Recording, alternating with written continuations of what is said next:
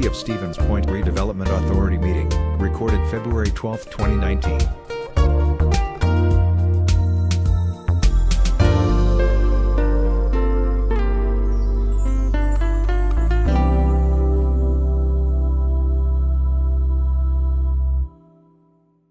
It is 3 o'clock, and I will call the meeting of the Redevelopment Authority to order. Director will take the roll. Schleiss. Here. Phillips. Here. Cooper. Here. Gardner. Here. Kemeter. Here. Segura. Here.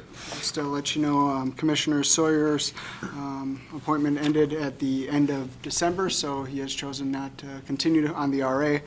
We do have Jim Barrett, who will hopefully be appointed at the Common Council meeting next Monday in attendance to fill Commissioner Sawyer's spot. But after he watches us today, he may Yeah. change his I was thinking the same thing. Item number 2, persons who wish to address the board on specific agenda items other than a public hearing must register the request at this time. Those who wish to address the board during a public hearing are not required to identify themselves until the public hearing is declared open by the chairperson. We don't have any? No. No. Okay, public comment, we don't have to go through that. Number 4, minutes and actions of the Redevelopment Authority meeting of November 13th. Director. Nothing further. They're in your packet. Move approval. Motion by Dave, I'll second. second by Gene. Any discussion? All in favor, aye? Aye. Motion carries. Number 5, financial reports, claims and statements from prior months. Director? Nothing too out of the ordinary. Continue to get our payoffs on time with the Children's Museum. We did have a payoff on one of the Housing Trust Fund loans, but other than that, it's just normal, ordinary business. Questions, comments, motion to accept? Move to accept the report and place it on file. Mike move. I'll second that. Jerome second. Any other discussion? All in favor, aye? Aye. Opposed? Motion carries. Number 6, acknowledgement of Plan Commission's recommendation of February 4th, 2018 relating to the following. A request from the Redevelopment Authority of the City of Stevens Point for the sale and/or transfer of 1017 3rd Street.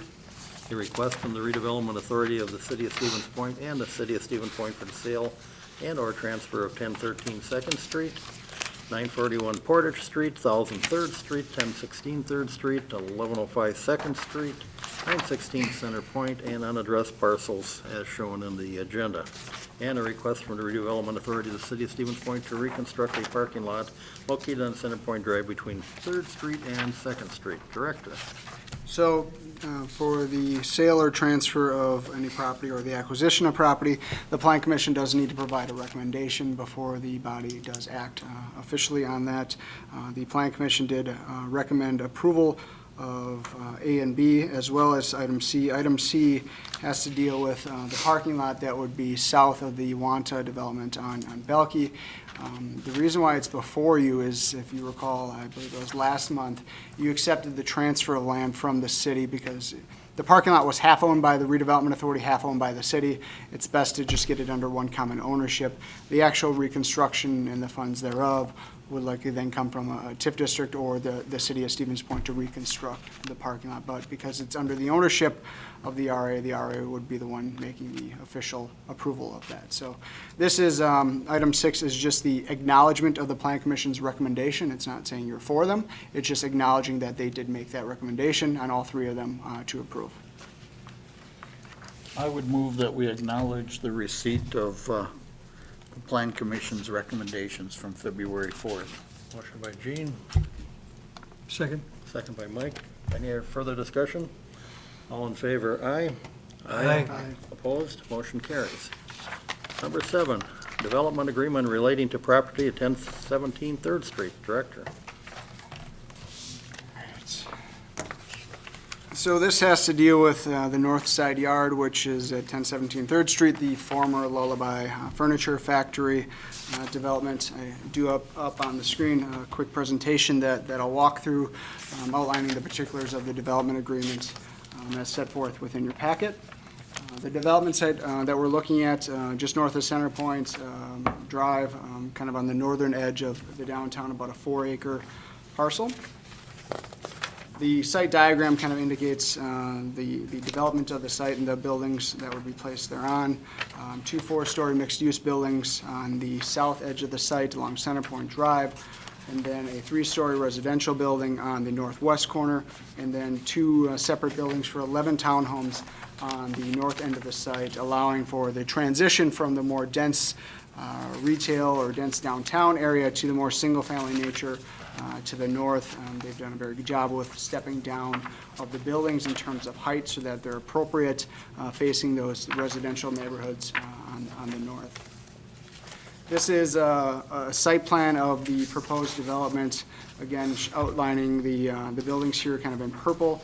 That's what we'd be looking at Phase 1, the two 4-story buildings, and then the building here, residential apartment building, and then the two townhome developments, having the parking located mainly in the inner portion of the site, and then also utilizing street-related parking.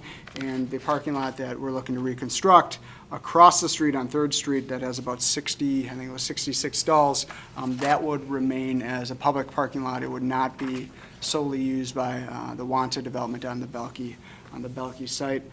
Essentially what we're looking at, though, is about 211 residential units, about 30,000 square feet of commercial space, then within the mixed-use buildings.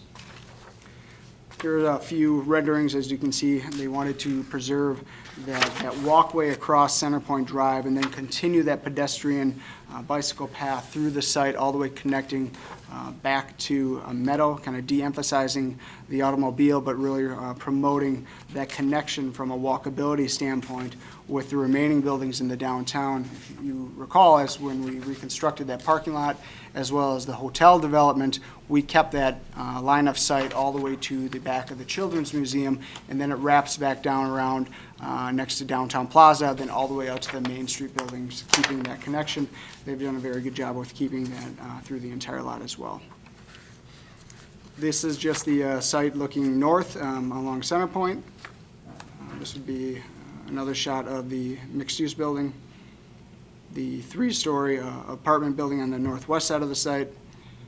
Again, on the back side, view from the north looking south of that building as well. And then the townhomes on the back end of the site. Again, what they did here in terms of stepping down the heights of the buildings, they've have some 2- and 3-story components. The buildings across the street do vary in height. They wanted to try to help mimic that as opposed to just having one flatline 2-story building all the way across the site.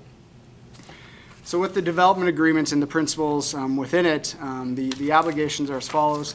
The developer would agree to construct Phase 1, as indicated, the two 4-story mixed-use buildings, start construction by the end of this year, and complete that first phase by September 30th, 2021. They would then also complete Phase 2 by the end of 2022. They would then also guarantee a value of Phase 1 by the start of 2022 with a value of $20 million. By the end of Phase 2, for January 1, 2023, that value would need to be $25 million, and then they would need to hold that value through the life of the TIF to receive the full incentive amount. The city's obligations with this, and I'll just go through all of these because it is a 3-party agreement. It's a lot easier putting this in as a 3-party agreement than breaking this out as 2 separate agreements, although we could have done that. I think it warrants keeping them together. But the city's obligation here that if they do reach the full $20 million by the time frame indicated, the city would provide up to a $3 million incentive. If they don't reach that full $20 million, it would be prorated by the amount that they do reach. And if they then, that release of that incentive would not occur until final occupancy of the buildings for Phase 1. Not complete tenant buildup, but shell of the building, complete occupancy, where the building department would sign off on the buildings in Phase 1. Then if they do jump to that value of $25 million, as indicated by the time frame before, there would be 100% of the excess TIF revenues that would go back until 2041. That would not include the debt service payments that we would need to cover the upfront incentive. So that would first be taken out to cover the debt service payments, and then any excess over that would go back to them if they maintained that value of $25 million.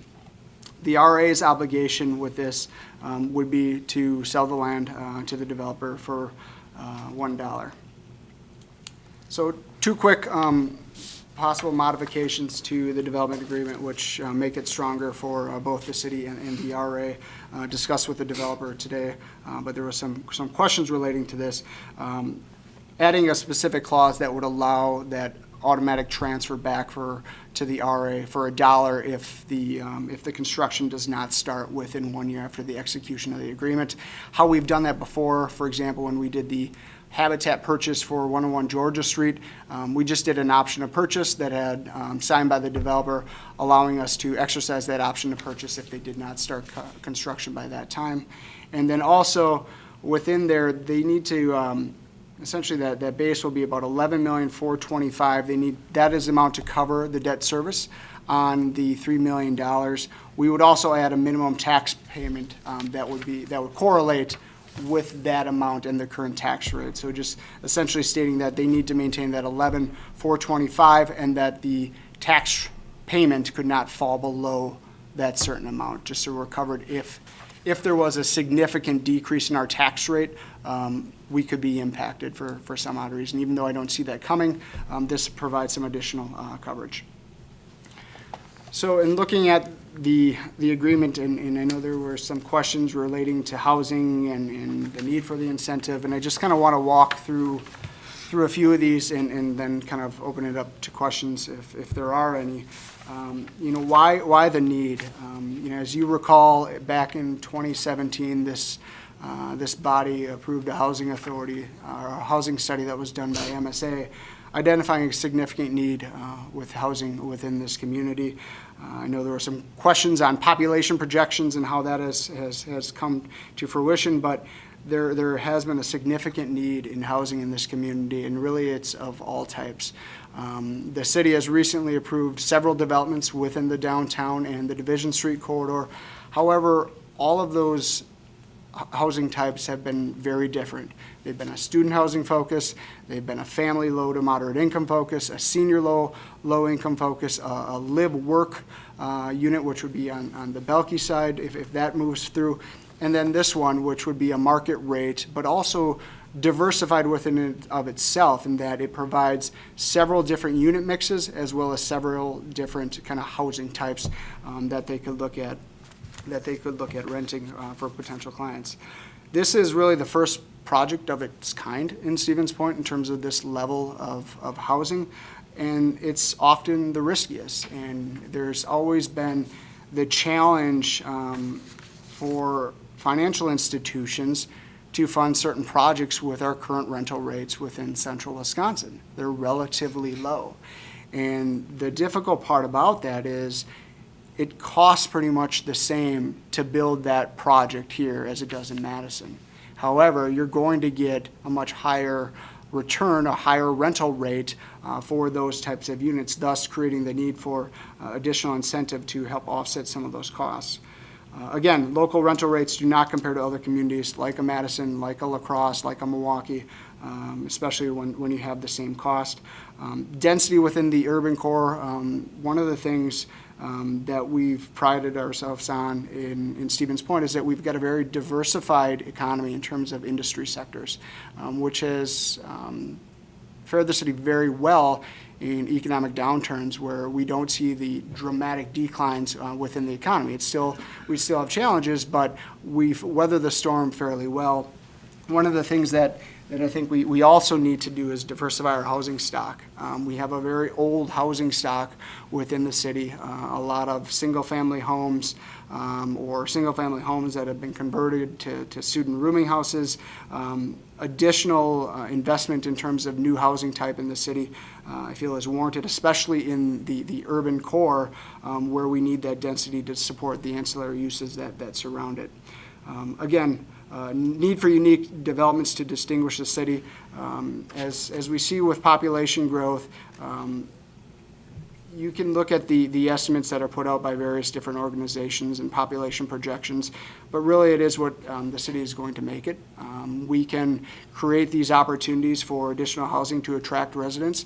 That's only one component of economic development. So we need to make sure that we have all the amenities within our communities to be attractive to those types of residents, so that we can also have additional workforce within our community, which will then attract additional employers to our community. And one of the things that we're seeing now in terms of incentives is that having a well-qualified workforce is a huge driver when employers are making a decision on where to locate. Given that this is really one of the first of its kind within our downtown area, especially at this level, the subsequent projects should not need the same level of incentive. If they can help establish that market and show that in Stevens Point you can get these rental rates, additional development should be able to follow without the need for the level of incentive. And then finally, currently we have a very strong development market that allows us to work and have these types of projects. You know, not only the housing projects that we have, but within the city we have seen probably double, triple, quadruple our annual construction costs. You know, Dave sits on the Plan Commission where we provide an inspection department or a community development report every month in terms of the amount of new construction within our community, and that has continued to increase significantly for the past several years. Just want to kind of touch a little bit also on population growth, seeing what we're seeing in Portage County and the need for these types of projects even without maybe a significant population growth in what we've seen. So this is the population growth within Portage County here on the left, showing essentially a 1.4% increase from 2010 to 2018. On the right, you can see the 10 fastest growing communities. Those communities and those counties typically have an urban center with a high entertainment district, a strong urban core, which the city of Stevens Point can be, and we can compete with these markets and help drive some of that population growth within the city. As you can see, these counties are spread out throughout the state. You've got a lot of them on the west side, Dane County obviously, and then also on the east side of the state. But there's no reason to believe why Stevens Point cannot compete with these areas on a regional basis in terms of population growth. This was outlined within our housing study that we did in terms of kind of that historical population growth that we've seen, and then some of the projections. Noting that some of the projections have not come to fruition. We have seen a decline with enrollment at the university, so that has impacted in terms of our population growth. But nonetheless, we have seen a population growth within the county, and Plover, our adjacent community, is seeing a fairly strong population growth as well. Mainly because they have a housing stock that people are choosing to locate there. Most of their housing stock is relatively new. They've got a variety of different types of housing that they're promoting, but mainly a lot of it is more a suburban style in nature, not offering that urban flavor that we would see with this development. Also within just kind of some historical data that we have with new construction within the city of Stevens Point and the village of Plover recently from 2007 to 2016. As you can see on the left here, these are the number of new multifamily construction units that have been built in Stevens Point and the village of Plover. Point is in the dark blue, Plover is in the pink fuchsia type color. You can see from 2010 pretty much to current, Stevens Point has not seen really any growth in new multifamily units within the city. Most of that growth has occurred in the village of Plover. With new single-family homes, Plover, again, is surpassing the city, and that's for a few different reasons. One is they've got a lot more vacant land that they can develop, and they've got a situation where the county took a lot of property on tax deed recently and was able to sell that for a relatively inexpensive cost to create those types of units. And then on the bottom here is just the duplex type construction. So one of the other things that we had outlined within our housing study was, would better housing options affect your decision to move to the city of Stevens Point? And while it's a limited sample, I'm not saying it's scientific, over 50% of the people indicated that yes, it would. So I think that's fairly significant in terms of the desire to potentially live in the city, but housing and the types of choices that are out there preventing individuals from doing so. This was also the areas identified within the downtown. So one of the recommendations within the housing study was of creating a supply of adequate downtown and riverfront type housing. Within the housing study, they did indicate several sites that the city and redevelopment authority could focus on. The sites that we're seeing identified within this map, Lullaby being a large site here, the Belkey site, right across the street from Soik, essentially sitting where the other housing project was approved, and then on the vacant parking lot where this 88-unit senior housing complex was approved as well. So one other thing to touch on kind of is value in that these types of developments create. Typically, the urban core is seen as one of your greatest value on a per acre basis. If we look at our downtown core, it generates, in terms of value, about $1 million per acre in terms of value within that urban core. As you start going out in your first ring of that urban core, that north transition area, it drops considerably, mainly because it's a lot of publicly owned land, or it's tax exempt with mid-state, it's not very dense as well in terms of what Shopko offers. But you can see the dramatic decline in terms of value per acre, which makes it very difficult to keep the tax rate stable within the city with these types of values. The proposal that we're looking at 1017 3rd Street has nearly a $6.3 million value per acre, which is probably one of the highest values per acre that we would see in the city in a geographical area. So, but that said, I'd be happy to answer any questions relating to the development agreement that's within your packet. Alrighty, I'll throw it out to the commissioners. I think it's important, when you reference that community development report we see at Plan Commission every month, even if you, and you correct me if I'm wrong, but even if you take out the Century project, even if you take out Skyward, it's still above. It is. You know, to get it to on a kind of a apples to apples comparison. So I think that's really important. And then when you talk about urban appeal in the city, I think that's a huge advantage for us, because we're growing regardless of that compared to our neighboring counties. Wood County's not growing, I know that. I guess I can't speak to, Wausau probably So the is. Marathon County kind of growth projection was actually one county below Portage. Was, okay. So I think, I think this helps us capitalize on that, what you said is urban appeal. Jerome? So the second part of the city's obligations, in closed session in the past, I think the second part was a bit more clear on what we could expect in terms of the estimated value of the TIF, excess TIF revenues. I'm kind of wondering, what is the RA estimating that component of the city obligation costing? So if you look on page, it's the last exhibit, Jerome, Is that page 97? page 97. So if the development hits that 25 million and holds that, you can see the pay-go incentive identified in that second to last column. That's the 5.8 million? If you add them all up, correct. Okay. I do have a second question about, I guess, the RA's obligations, specifically about the $1 sale price of that property. I mean, I understand the city spent quite a bit of money obtaining the land, and then further spent quite a bit of money cleaning that land. And I'm wondering, what exactly does that suggest when we start selling that property for $1?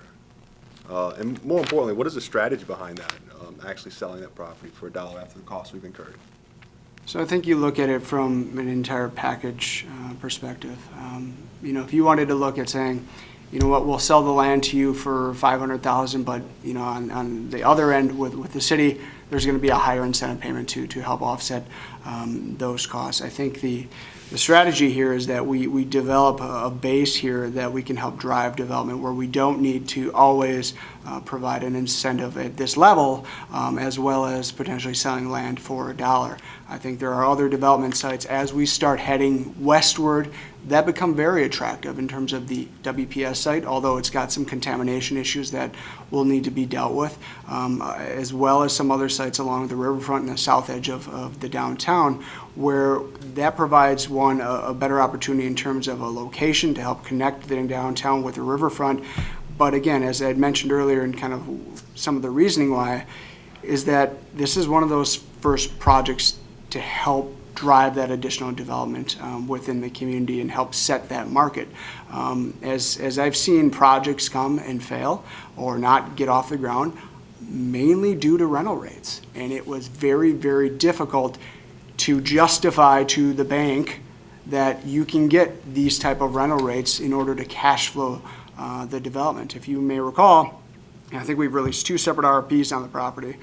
The first RFP, you had saw that Wanta was one of them, Origin Family Home Builders. We've been able to relocate those. Those were very good developments that we wanted to keep in the city, finding other opportunities and other land for them. So one of the challenges that we had with those 2 is that they took up half the site.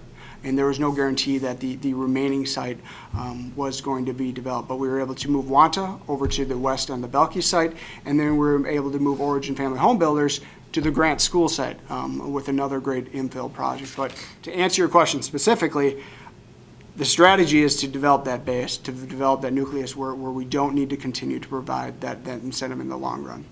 So I mean, if we take the 6 million from the first city obligation, the estimated 5.8 from page 97 with the $500,000 for the property that we're selling for $1, we're talking somewhere in the neighborhood of, what is that, $12.5 million worth of public dollars for a $25 million development? Is that? No, so Or is that, maybe I overstated. so it's $3 million for the Right. first incentive, not So 6. 3 plus the 6. So it's 9. 3 plus the 6. Yep. But keep in mind, the tax revenue that is created, if you see in the column to the left of the pay-go incentive on the debt service, that debt service needs to be paid off from this development. So that is paid off first. Yep. Then that leads to the pay-go incentive that would be there. So the development will pay back the $3 million in that timeframe that's indicated on that spreadsheet.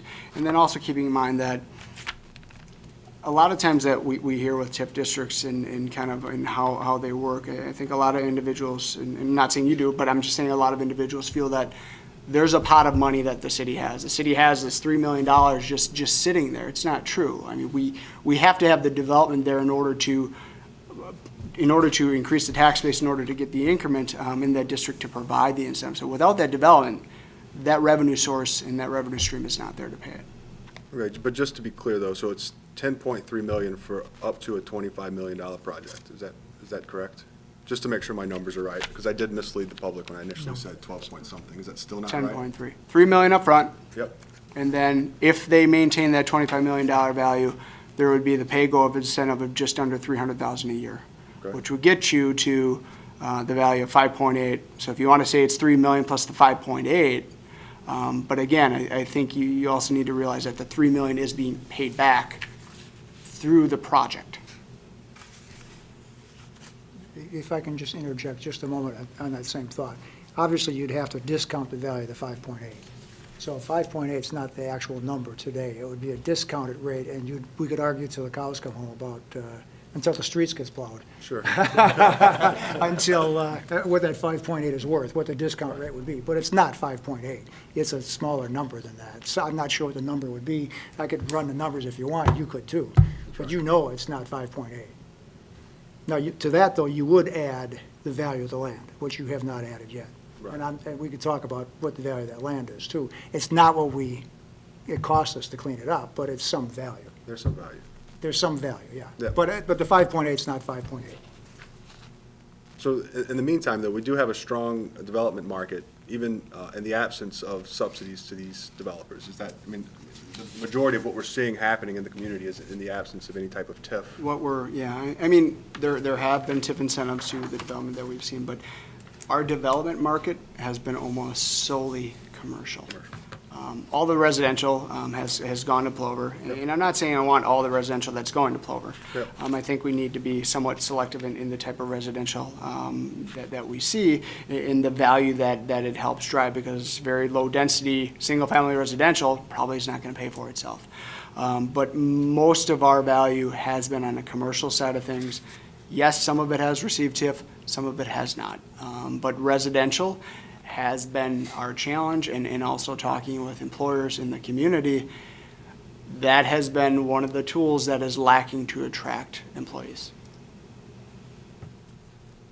So another part of the project we have sitting in front of us, something I've missed, is what share of the units are going to be affordable housing in terms of the development? So within this development, none of them. These are all market rate. The prior to developments that the city approved, they approved a 42-unit family housing on the Soik site. Those would be affordable. And then the 88 units on the vacant parking lot that is south of, right now it would be Divine Lutheran Church, if you know where that is, right across where Ruby is going. A percentage of those are going to be affordable as well.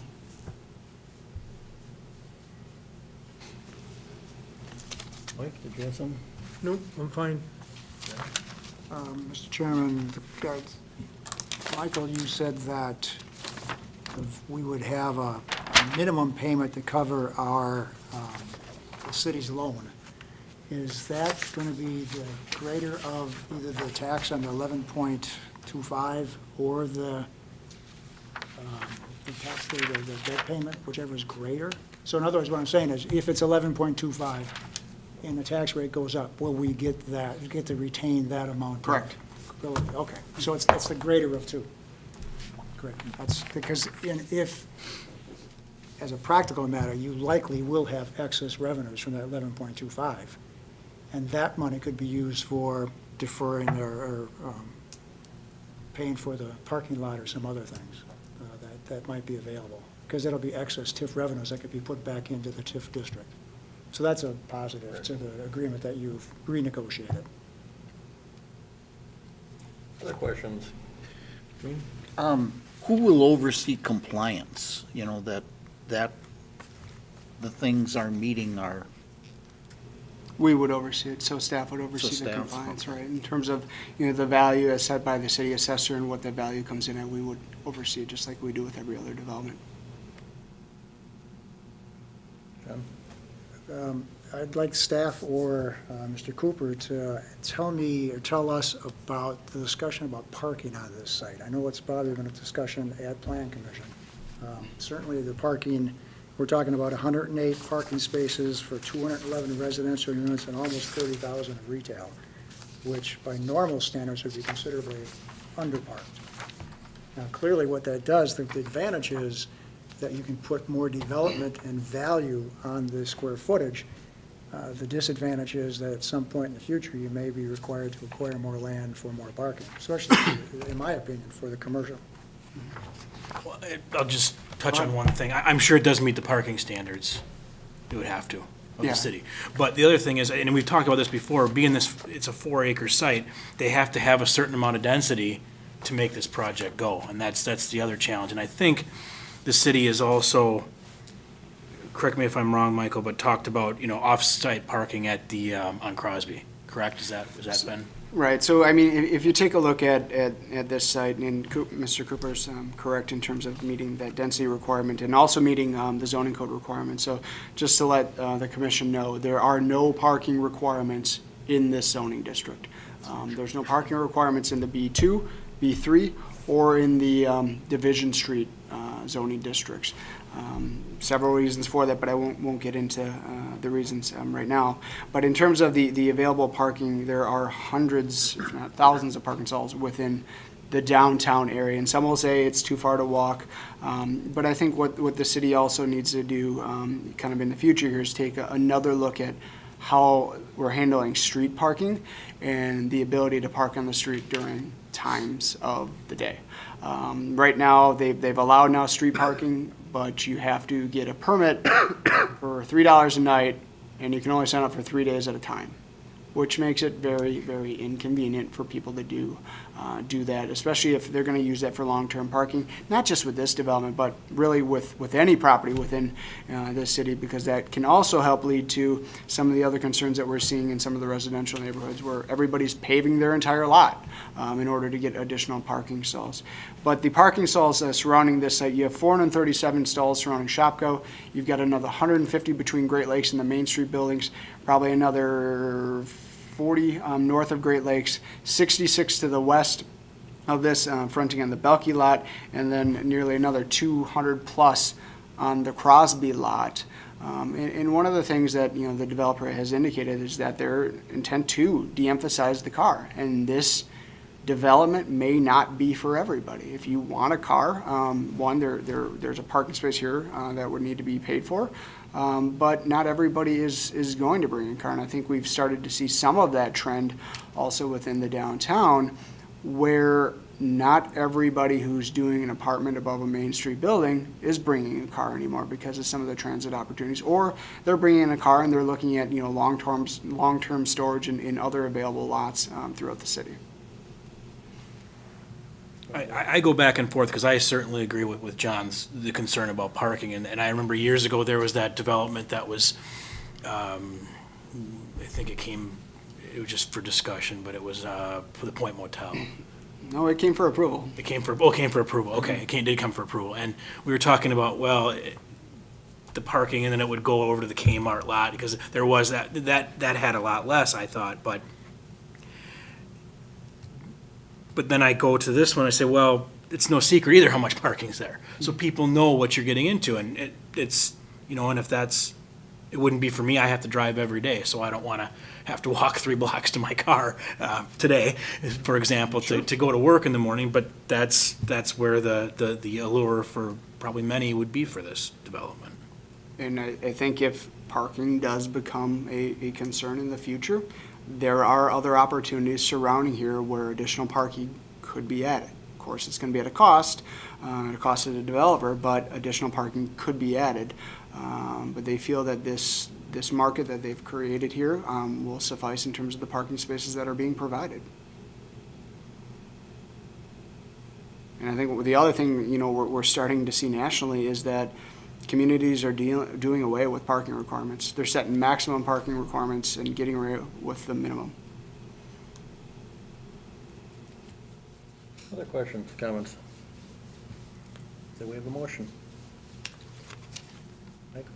I'd like to move approval of the development agreements for 1017 3rd Street. I have a motion. Is there a second? I'll second. Dean second. Further discussion? The director will take the roll. Schley's. Aye. Phillips. Aye. Cooper. Aye. Gardner. A very reluctant no, and that was because of the parking. Cameter. Aye. Segura. No. Motion passes. Thank you. Alrighty. Number 8, removal of building components and related improvements at 1101 Centerpoint Drive. Director. All right, this has to deal with the Great Lakes Building, former Dunham Sports Building, former Centerpoint Marketplace Building, and it has been brought before you in the past.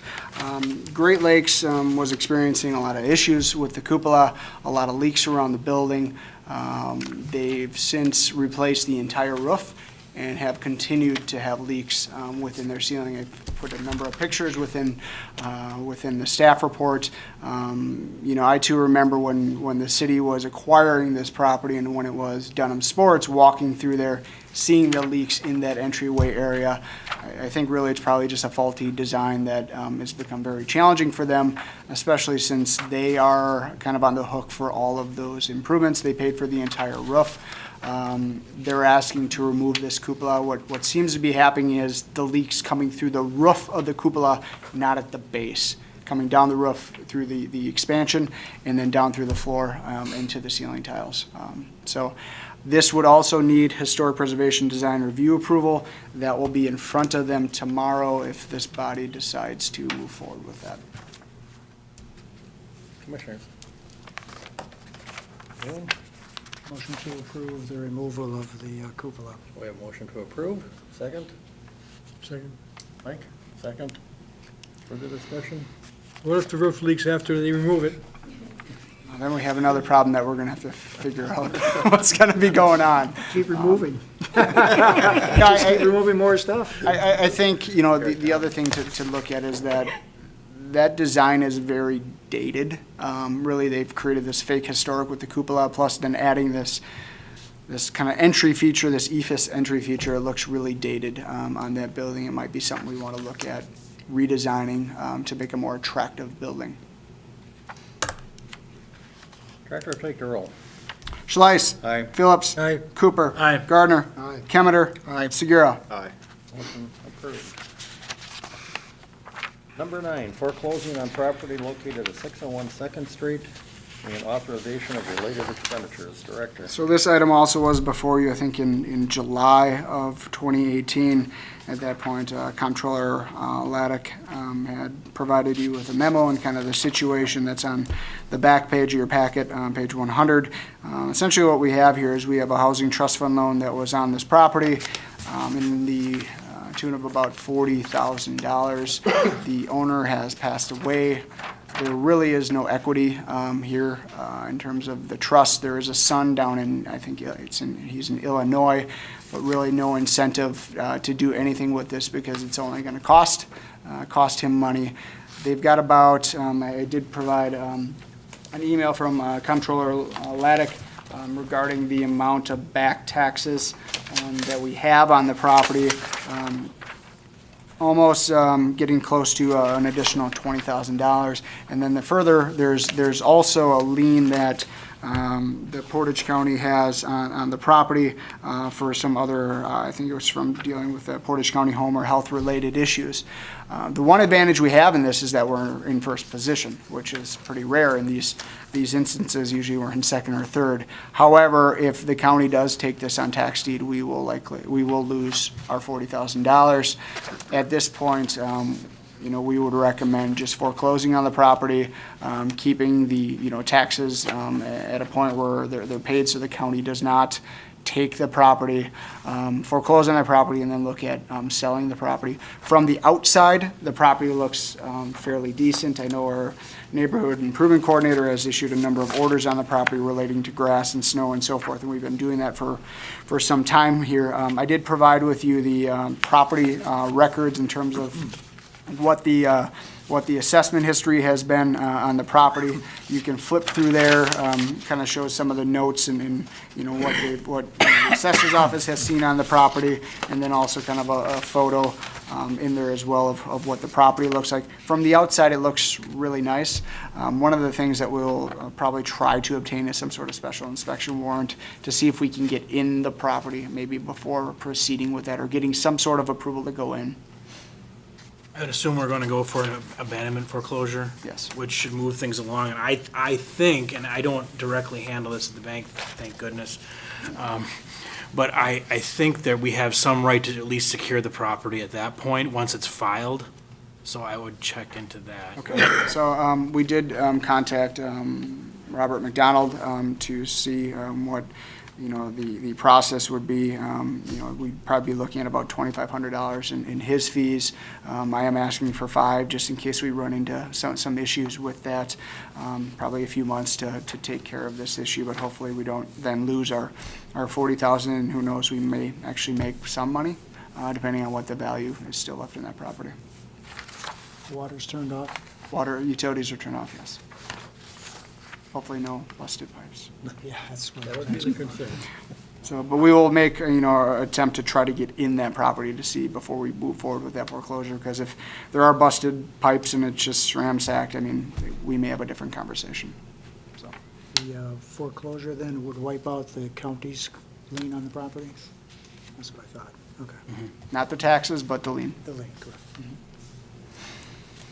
So I would be seeking authorization to spend up to $5,000 to hire McDonald or like firm to proceed with the foreclosure process. So moved, Mr. Chairman. I'll second. John Green, further discussion? As long as we try and get inside before we stick our nose in there too far. Director will take the roll. Schleiss. Aye. Phillips. Aye. Cooper. Aye. Gardner. Aye. Kemeter. Aye. Segura. Motion carries. Number 10, Environmental Protection Agency Community-Wide Brownfield Assessment Grant Activity. Director. So as you may recall, this body serves as the Brownfields Committee in charge of the assessment grant that the city had received. Just to kind of, this will be a standing item on the agenda as part of the grant process, but as of late, we've done several site assessments within the city, mainly in the downtown area. We had looked at the Soik site, the Belkey site. We are now also looking around the Belkey site, so which would include Jerry's, the parking lot, Eagle Plumbing, the house that was there, just to determine kind of what we have going there. As you may recall, we had some minor levels of contamination on the Belkey site, nothing too significant. But the other one that we're looking at right now, there's an individual looking to purchase Tony's Landscaping out next to the former dump at 701 Mason Street, the old transfer site, and is looking for some assistance in terms of a phase 1 and phase 2. Apparently, there has been a phase 1 and phase 2 done on the property, but the bank is requiring it, or at least a phase 1, but the bank is requiring another in order to approve the loan for the individual. So that's one we're determining site eligibility, but just wanted to kind of keep you updated on some of those properties. But if you too also have recommendations or sites that you may want us to look at, let us know, and we can work with our consultant to see if they're eligible sites. We did try to attempt to do some further site investigation on the WPS site to see if we could get it down, do the site analysis now to try to get it down to a better closure standard so we can have a better development on that site. However, that site does not qualify. So just because of the situation, it's not allowed. Tony's Landscaping, my recollection is that part of that site occupies an old landfill. You're probably aware of that, but if you were to go back and look at the conditional use request for Tony's Landscaping there, we did some land transfers, as I recall. And that was the transfer station, of course, too. So Lord knows what happened with the transfer station. So there is the city pretty much does own the property almost right up to the door on Tony's, but there's I think we did there's the an transfer because of easement, Yeah, because perpetual easement on it, Yeah, but the city still retains ownership. another site you may want to consider, there was a dry cleaner on Division Street about where Pizza Hut is, or the Yeah. former Pizza Hut. And you're probably aware of that one already. I'm not sure if that's something that's on your radar. And my third question would be, are you looking at PFAS, the constituent we were talking about the last meeting, as well as some of these traditional ones? I have to see if it qualifies. I'm not sure PFAS still qualifies under this. Again, as this becomes an emerging contaminant, they really don't have a lot of regulations set on it. So I'm not sure that this will, since this is a federal grant, I don't know if they're going to allow that to be assessed, but it doesn't hurt to at least check. And what is the purpose of this investigation? What are you trying to achieve? To determine what the level of contamination, or if sites, it's for redevelopment purposes. So, yep, so if So you you're know, looking there at private land, not public land. it can be both, not publicly owned land that is used for redevelopment purposes. Yeah, exactly. But we're not probably looking at parks or anything else. But what we're looking at is trying to identify sites that may have contamination, or the thought of having contamination, so we can remove those uncertainties to make the development process go much smoother. This is 100% grant funded, so it's a good benefit to the city. But the private property owner does need to sign off, and then if they do sign off and there's contamination found, they may be held liable. So there is a risk to that. Yeah, that's a great incentive. I guess there's a piece of property on the corner of Wood and Wisconsin, which is the old Bakerite Baking Building way back when. Used to be a brewery before that. What is the status of that property? All the way to Vetters, might qualify? So that could qualify. That's within that area, and something that we're looking at for a potential redevelopment area. The Vetter Manufacturing Building has always thought of being kind of that cool loft type building, whether it ever gets to that point. But that would be an area that we'd want to take a look at to see what sort of contamination is in that area. But the one you're talking about was purchased by the paper mill, and they tore the building down. And that was I don't know which mill it was, which iteration, but the one on the corner of Wood and Wisconsin was purchased, I think, by one of the mills. Is that correct? Are you talking on the southwest corner? Southwest corner of Wood and Wisconsin. It's now vacant. At one time, it had a building on it. and But my there's some record- other buildings there too by private people, so I don't know. That's other people, yeah. Yeah. But there's, I think, who's the bricklayer, owns a building in there, and Dulac. Dulac's down there. Don he's got a Dulac. building in there. But the one north of Dulac, that was a brick building, I thought for sure the mill bought it. Just like the mill bought some other contaminated properties, that they've done a good job cleaning them up. Oh, so they bought it from Vetter? I couldn't tell you who they bought it from, I don't recall. Okay. Probably veterans. And what you were talking about is further south then, where they, Yeah, yeah, so, that's. but if there's additional ones, feel free to send me the sites, and, you know, if the property owners are willing, we'll start taking a look at them. But right now, we're trying to focus, our grant was written really with the purpose of the downtown area as well as the Business 51 corridor. Other comments? Okay, I don't think we need any action. No on that. action. Director's update? Just a quick thing too, we did have our first public meeting regarding the targeted area master plans held at the Mid-State Tech College in the community room a little while ago. A very successful turnout. Historically, you know, a consultant had mentioned that in a community of our size, they typically see about 60 people. We had well over 100, probably close to 120 people within that room. Got a lot of really good comments. They're kind of going through those comments and tabulating those as part of that initial process. There's also a steering committee that meets kind of that, you know, as they start going through the process for recommendations, they start bouncing those ideas off that steering committee to see, you know, if they're kind of on the right track. But the RA also will oversee kind of that entire process in terms of the redevelopment, but with the intent of looking at these for master planning efforts, but also maybe true redevelopment plans in the future as part of the implementation, statutorily defined redevelopment plans, where then the RA can, you know, perform what it's charged with under the statutes for the redevelopment of those properties once that plan has been approved through the city level. So that has taken place. We're continuing to work on several of the grant programs and loan programs that were approved by the RA. Right now, we're seeking out and trying to get some assistance with the administrative side of the loans, so we're seeking out some partners there to see kind of what we can do to help run some of the credit checks and verifying of income, that sort of stuff. Questions of the director?